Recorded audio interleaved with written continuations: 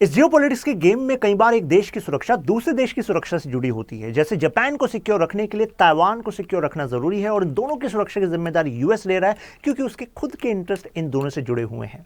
जरा देखिए ताइवान को, दिस इज ताइवान,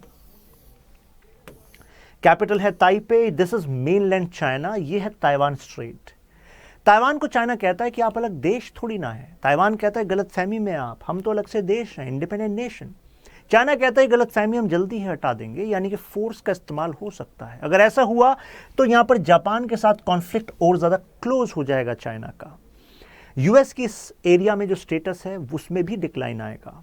इस एरिया को जरा ध्यान से देख लीजिए, यहां पर ईस्ट चाइना सी है, यहां पर येलो सी है। हमारे लिए काम की बात यह भी है कि यूएस की पॉलिसी इस एरिया को लेकर क्या बदली है। यह एरिया इंडो पैसिफिक रीजन के अंतर्गत आता है जिसमें इंडिया का भी प्राइम फोकस है।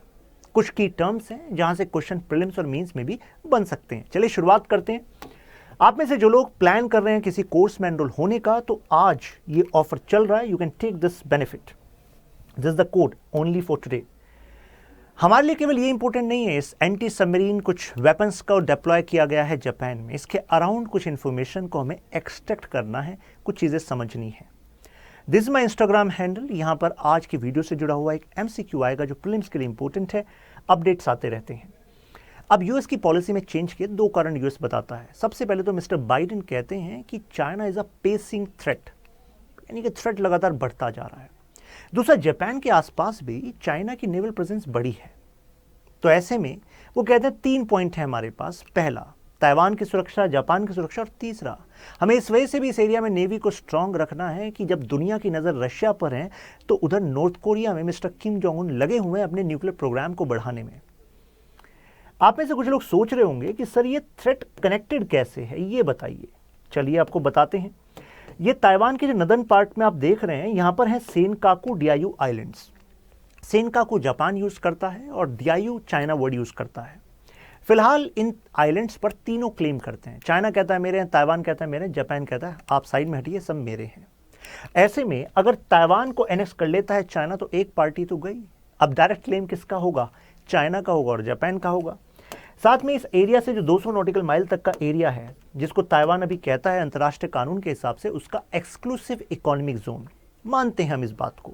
लेकिन अगर चाइना आ गया तो अब चाइना उसको पूरे एरिया को क्लेम करेगा अपना, राइट? तो फर्दर कॉन्फ्लिक्ट बढ़ सकता है। इस वजह से यहां पर जापान की सुरक्षा फिर आगे जाके कॉम्प्रोमाइज हो सकती है। फोर्स का यूज करने के इंडिकेशन दिखे हैं, specially after this Russia Ukraine war. तो अब चाइना को लग रहा है अगर रशिया कर सकता है तो शायद ये सही मौका है, हम भी कर सकते हैं।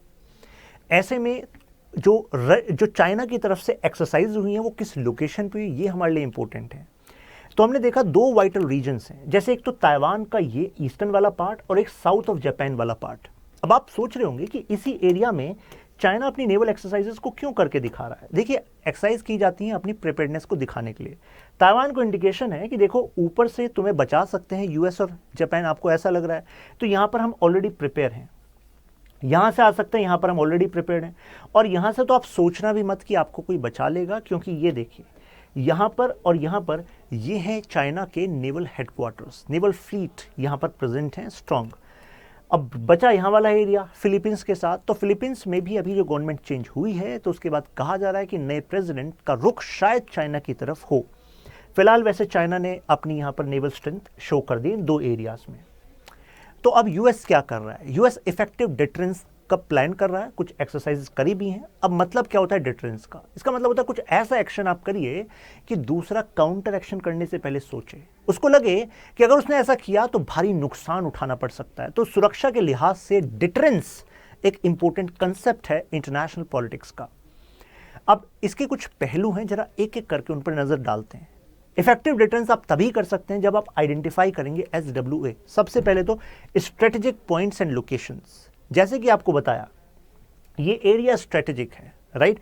जापान की सुरक्षा के लिए ताइवान कनेक्टेड है, तो यहां पर यूएस की नेवल प्रेजेंस बढ़ानी होगी, राइट? आइडेंटिफाई कर लिया एरिया। उसके बाद वेपन्स ऑफ एडवर्सरी, चाइना किस तरीके के वेपन्स यूज कर रहा है, तो हमें उसके काउंटर के वेपन्स तैयार रखने होंगे। इसी वजह से एक मेजर रीशफलिंग देखने को मिली है यूएस की नेवी में, जिसमें जो हैवी डिस्ट्रॉयर्स हैं उसको मूव किया गया है टुवर्ड्स ताइवान, राइट तो ये शो करता है कि सेकंड वाला पॉइंट उन्होंने यूज़ किया है।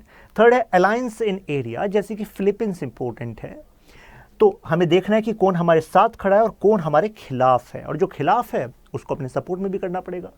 मिलिट्री एक्सरसाइजेस करिए इस एरिया में, जैसे चाइना ने करी है, जिससे आप अपनी प्रिपेयर्डनेस को शो कर सकें। जैसे फिलहाल यूएस ने इनर टॉर्पीडोज का इस्तेमाल किया है through the Sea Hawk helicopters to show कि अगर आप सबमरीन यहाँ पर लाने की कोशिश करें तो हमारी जो सी हॉक है ना उसको ढूंढ ढूंढ के वहीं पर निपटा देंगे। काउंटर लाइंस मनी का इस्तेमाल करिए, प्रेशर का इस्तेमाल कीजिए, जैसे फिलीपींस का मैंने आपको एग्जांपल दिया। अगर फिलीपींस ड्विंडल होता है चाइना की तरफ, फिलहाल तो यूएस और इंडिया दोनों के साथ उसके संबंध अच्छे हैं, तो अगर ऐसा होता है तो ऐसे में आप मनी का इस्तेमाल कीजिए। ऑलरेडी फिलीपींस के खुद के कॉन्फ्लिक्ट हैं चाइना के साथ, लेकिन प्रेजेंट जो प्रेसिडेंट है उनका रुख क्योंकि चाइना की तरफ बताया जाता है, जो अभी रिसेंट चेंज हुआ है, तो उसकी वजह से हमें थोड़ा नज़र रखनी पड़ेगी। प्रेशर जहां पर माउंट हो सकता है, प्रेशर माउंट करिए उनके ऊपर। MH-60R हेलीकॉप्टर्स का इस्तेमाल किया है। ये हेलीकॉप्टर्स इंडिया ने भी लिए हैं यूएस से। मैन्युफैक्चरर है लॉकहीड मार्टिन। तो बेसिक इंफॉर्मेशन हमें पता होनी चाहिए। नॉर्थ कोरिया पर नज़र रखना ज़रूरी है क्योंकि वहाँ पर न्यूक्लियर अटैक की कैपेबिलिटी को फर्दर इंप्रूव किया जा रहा है। आप में से कुछ लोग सोचते होंगे ये मिस्टर किम जोंग उन करते क्या हैं, ये न्यूक्लियर अटैक की धमकी देते रहते हैं, अटैक कभी करते नहीं है, तो फिर why is investing so much here. उसका रीज़न है कि देखिए इंटरनेशनल पॉलिटिक्स में थ्रेट परसेप्शंस बड़े मायने रखते हैं। किम जोंग उनको लगता है कि वो कम्युनिस्ट है, राइट, नेशन कम्युनिस्ट है, इधर साउथ कोरिया जो है कैपिटलिस्ट है, तो ऐसे में यूएस और उसके साथी देश वहाँ पर तख्ता पलट करने की कोशिश करेंगे अगर उन्होंने ऐसी डिटरेंस अपने साथ ना रखी।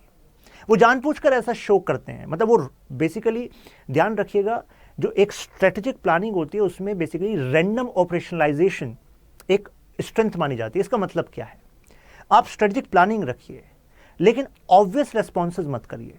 अगर ऑब्वियस रेस्पॉन्सेज करेंगे तो वो पहचान लेगी कि कब आप अटैक कर सकते हो कब नहीं। किम जोंग उन रैंडम करते हैं, रैंडम प्लानिंग, रैंडम वो दिखाते हैं, दुनिया को लगता है random but that is strategic. वो दिखाते हैं कि देखो जब मैं अटैक करूंगा तो पूछूंगा नहीं किससे, आप ट्रैक भी नहीं कर पाओगे, तो ऐसे में मेरे यहाँ पर तख्ता पलट करने की, कम्युनिज्म से कैपिटलिज्म लाने की ऐसी कोशिश भी मत करना। तो दिस इज हिज स्ट्रेटजी। तो इससे साउथ कोरिया को और आसपास के देशों को सुरक्षा को खतरा हो सकता है, तो इस वजह से वहाँ पर नेवल प्रेजेंस को रखना यूएस के लिए ज़रूरी है।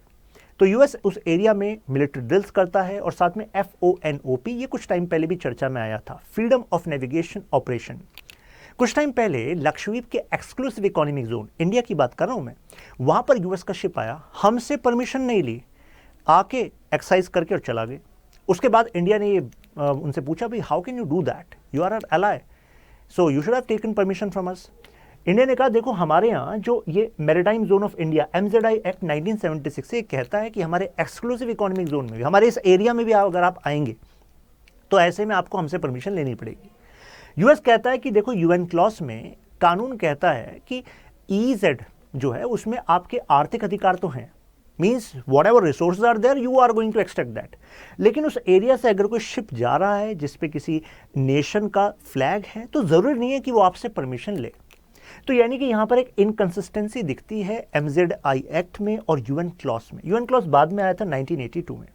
इंडिया कहता है कि हमें अपनी मैरीटाइम सुरक्षा के लिए अपने हिसाब से कानून बनाने का पूरा अधिकार है, और हमें पता है कि our coastal region are prone, right, prone to attack, जैसे हमने मुंबई अटैक देखा, तो यहाँ पर ये गैप है। तो आप सोचेंगे कि फिर यूएस हमारी बात क्यों नहीं मान रहा, क्योंकि यूएस इंडिकेशन देना चाह रहा था चाइना को, क्योंकि चाइना EZ के ऊपर लड़ता है साउथ चाइना सी में, कहता है हमारी नेवल प्रेजेंस, हमारे बिना आप आ जा नहीं सकते।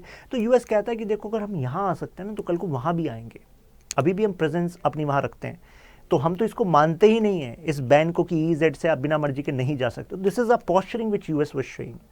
तो देखिए ये है टेरिटोरियल सी 12 नॉटिकल माइल्स तक, इसके बाद फर्दर 12 नॉटिकल माइल यानी कि 24 नॉटिकल माइल ये होता है कंटिगस जोन, और यहाँ से पूरा बेस लाइन से ये होता है 200 nautical mile, that is exclusive economic zone.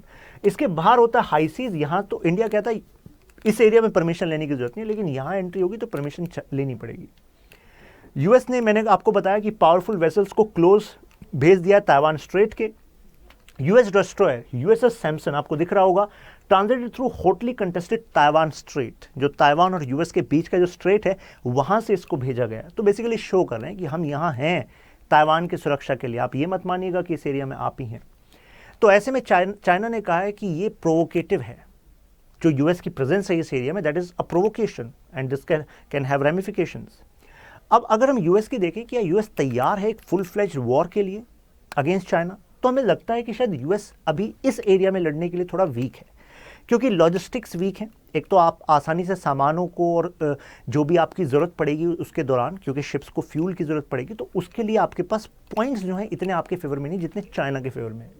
Fever refilling basis है आपके पास, जैसे आपको मैं लोकेशन दिखा देता हूँ। यस, ये देखिए आप, तो ये जो आपको रेड में दिख रहा है जैसे योकोसुका, चिनाहे, ससेबो, तो ये तो हैं आपके अमेरिका के नेवल बेसिस, ओकिनावा में भी है, और ये देखिए ये है चाइना के नेवल बेसिस। मुझे बताइए कि अगर ये वॉर होता है तो ये वॉर किसके करीब होगा, किसके घर के करीब होगा? चाइना के पास होगा ना। तो चाइना के पास तो रीफ्यूलिंग राइट कैपेसिटी ज़्यादा होगी, जैसे कि होम पिच पर टीम को फ़ायदा होता है कि नहीं होता है, इसी तरीके से चाइना को यहाँ पर विशेष फ़ायदा हो सकता है। तो ऐसे में ये एक कंटेंशन वाली बात हो सकती है यूएस के लिए, होम एडवांटेज चाइना को मिल सकता है।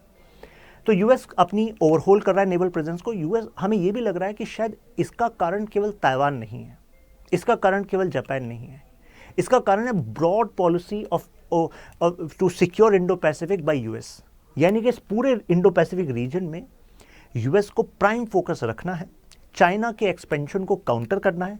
तो ऐसे में इस बहाने, अभी ताइवान चल रहा है ना, तो इस बहाने अपनी मिलिट्री प्रेजेंस को इस एरिया में बढ़ा देंगे, तो एक्चुअली इंडो पैसिफिक एरिया को लेकर जो आपकी पॉलिसी है वो और ज़्यादा शार्प हो जाएगी। MH-60R ये हेलीकॉप्टर है सी हॉक जिसकी हम बात कर रहे थे, इसमें कैपेबिलिटी है, ट्रैक कर सकता है, सबमरीन को डिस्ट्रॉय कर सकता है, टॉर्पीडोज दाग सकता है, एंटी शिप मिसाइल रखता है। इंडिया के पास भी MH-60R हमने लिया यूएस से, तो किसने बनाया? लॉकहीड मार्टिन यूएस ने। ऐसे चिनूक हेलीकॉप्टर्स अलग हैं इंडिया के पास, वो बोइंग ने बनाया था यूएस में। आपसे एक क्वेश्चन है कि जो चीता है वो हमने कहाँ से लिया था? मींस HAL ने पूरी तरह अपना आप बनाया है या फिर हमने टेक्नोलॉजी कहीं और से ली है? तो उसके बारे में आप अपडेट दीजिएगा कमेंट्स में। Taiwan says it can not afford US anti submarine this helicopters in its territory. अब आप ये सोच रहे हो कि अफोर्ड का मतलब क्या पैसे नहीं है ताइवान के पास? नहीं, ताइवान यहाँ पर बैलेंस रखना चाह रहा है, क्योंकि ताइवान को पता है कि मान लो अभी यूएस के शिप्स हमने हेलीकॉप्टर्स को मंगवा लिया यहाँ पर और उसको बहुत ज़्यादा प्रोवोकेशन मान लिया चाइना ने, चाइना ने डायरेक्ट एक्शन ले लिया, तो हमेशा पीछे से कोई बचाने वाला आए ये भी ज़रूरी नहीं है ना। तो इस वजह से अभी यूएस के लिए क्या ज़रूरी है कि वो एटलीस्ट जापान पे इन प्रेजेंस को बनाए रखे, ठीक है। ताइवान अभी ये रिस्क नहीं लेना चाह रहा। योकोसुका स्ट्रेटेजिक लोकेशन है जहाँ पर अमेरिकन वॉरशिप्स प्रेजेंट हैं, ये है योकोसुका, और दूसरा सेसेबो बहुत इंपॉर्टेंट है, ओकिनावा बहुत इंपॉर्टेंट है। तो इन लोकेशंस को ध्यान रखिएगा। बेसिकली क्वेश्चन जैसे आ जाए वो लोकेशन से कि कौन नॉर्थ है साउथ है, तो आपको पता होना चाहिए, राइट।